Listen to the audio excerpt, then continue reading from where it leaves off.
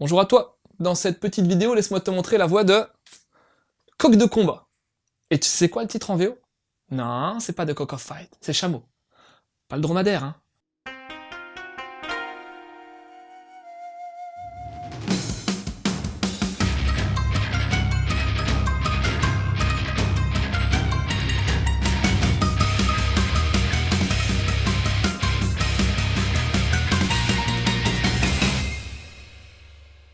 Aïe aïe aïe. À 16 ans, Narushima Ryo est vraiment plein de promesses. Sa famille est pétée de thunes, et lui, il se destine à aller à Todai, la super université pour grosses têtes. Ah, elle est pas belle la vie? Mais pas tant que ça, car au beau milieu des vacances, Ryo crame littéralement un fusible et on retrouve père et mère zigouillés à coups d'opinel. Sa sœur Natsumi est pas attaquée durant ce carnage, et il faut peu de temps pour que Ryo se retrouve en maison de correction. Mais c'est tout sauf une colonie de vacances pour ados ce centre, et Ryo va très vite le découvrir en se faisant péter la rondelle. J'ai bien cherché une expression plus poétique, mais j'en ai pas trouvé. Et c'est pas fini, car Masa, un gros balèze du centre de détention, a jeté son dévolu sur le petit cul de Ryo. Mais même s'il a l'air tout frêle comme ça, le dit auteur du parricide est pas décidé à se laisser faire. Et si ça doit saigner pour qu'il puisse s'en sortir, crois-moi, ça saignera. Bref, au centre, il va pouvoir assister à des entraînements de karaté prodigués par Kurokawa. Rien à voir avec l'éditeur. Un taulard qui encourt perpète, mais qui masterise grave le Banryu Kai, une des versions les plus balèzes du karaté. Et le petit Ryo, là, il va prendre son entraînement très au sérieux. C'est sa seule chance de pouvoir survivre à son enfer.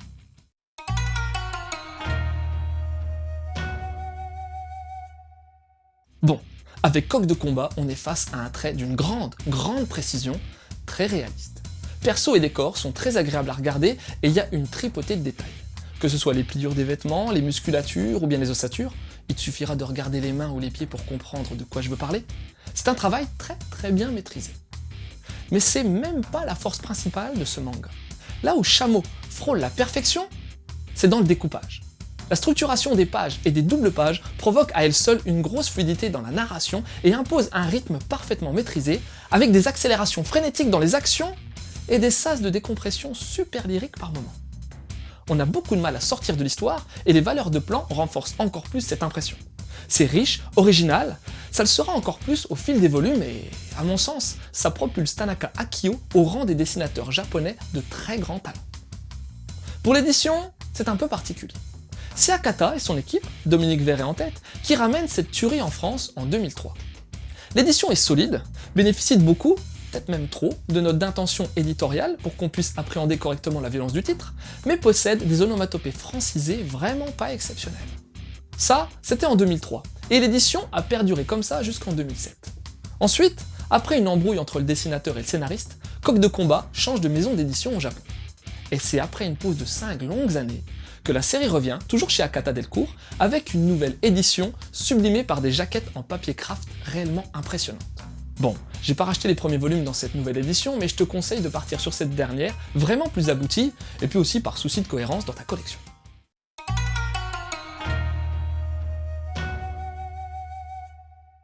Alors, j'ai déjà touché 2 mots concernant le dessinateur de génie, Tanaka Akio. Même s'il est plus de première jeunesse, il est né en 56, donc fais le calcul en fonction de l'année où tu materas cette vidéo, il a une belle cote de popularité, puisqu'il fait partie des premiers diplômés de l'école pour mangaka fondée par Koike Kazuo. En France, on n'a pas eu beaucoup de titres de sa part, mais il y a tout de même Glocos et River's Edge, même pas terminé en France pour le coup. Pour le scénariste, il s'agit d'Hashimoto Izo. Il a bossé sur un paquet de films, notamment l'adaptation live un peu bidon de Coq de combat, mais on retrouve également son nom à côté de celui d'Otomo Katsuhiro sur le film d'animation Akira. Ouais mon pote.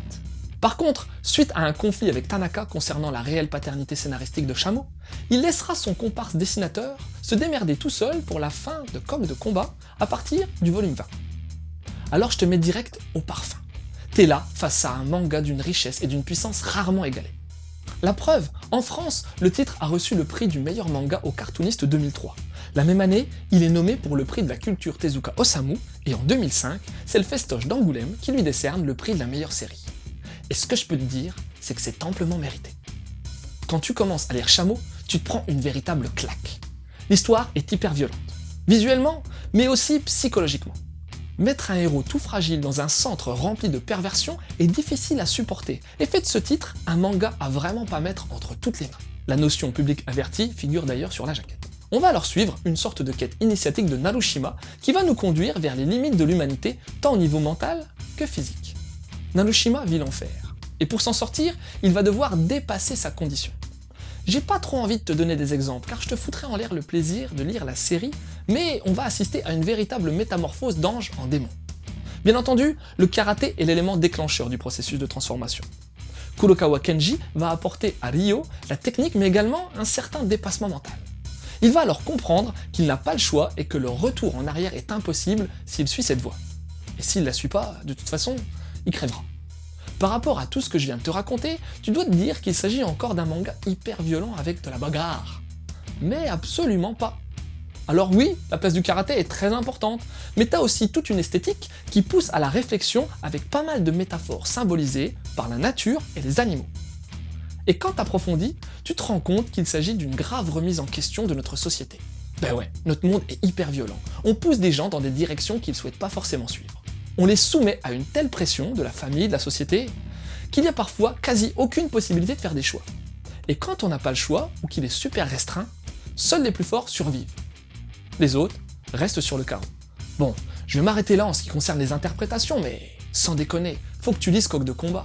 Je sais que l'histoire explorera par la suite d'autres pistes, que de nouveaux personnages hyper intéressants vont arriver, que les 15 derniers volumes lorsqu'Hashimoto quittera le navire faussent la donne. Mais je le répète, sans déconner, faut que tu lises Coq de combat. C'est vraiment un manga emblématique des maux de notre société. Et pour aller avec ce titre, va voir Glaucos, un autre manga de Tanaka où il est question de plongée, d'apnée, et où là aussi, les limites de l'humain sont explorées. Si t'aimes les critiques sociales de notre Six Sad World, faut aussi que tu lises Kiichi et pourquoi pas sa suite Kiichi Bassas, où tu vas suivre la vie d'un petit garçon ébranlé par une tragédie, la mort de ses parents.